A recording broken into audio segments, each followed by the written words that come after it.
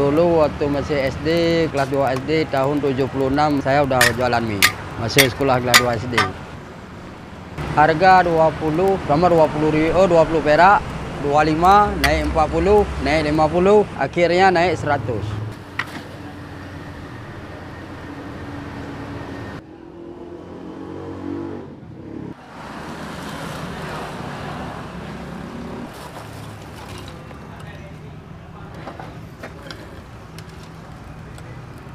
Assalamualaikum warahmatullahi wabarakatuh. Nama saya Syarwan. Sekarang jualan mie Arang Cikwan.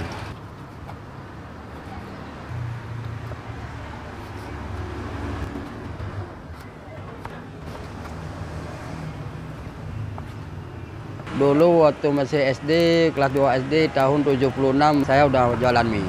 Masih sekolah kelas 2 SD.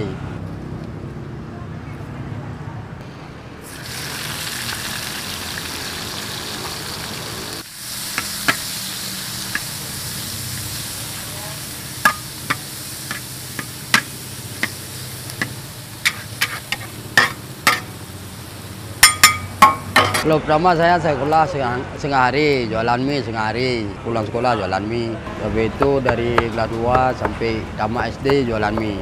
Habis itu masuk SMP, jualannya di samping SMP Purnon. SMP pun gak tamat.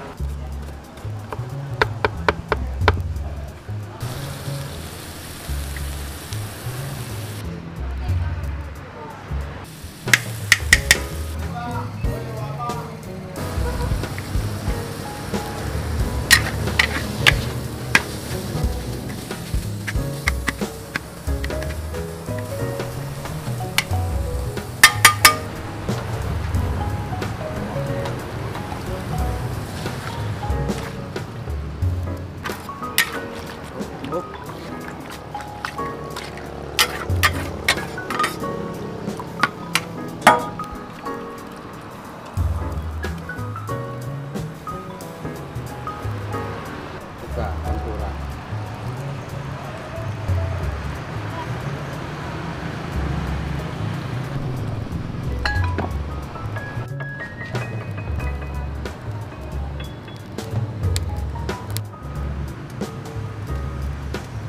Kalau pakai udang 25, pakai daging 25, pakai jamur 25, pakai cumi 25, ikan dongkol 20. Kalau mie biasa 12, pakai telur 14.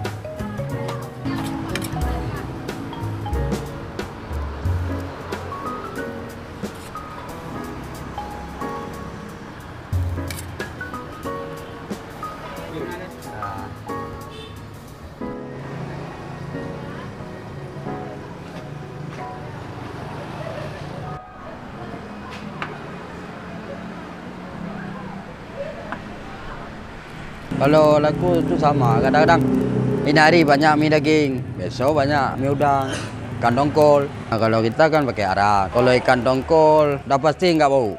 Itu kalau enak nanti sama orang, bukan sama kita enak. Enak nggak enak, bukan kita yang bilang, orang yang bilang, orangnya kan.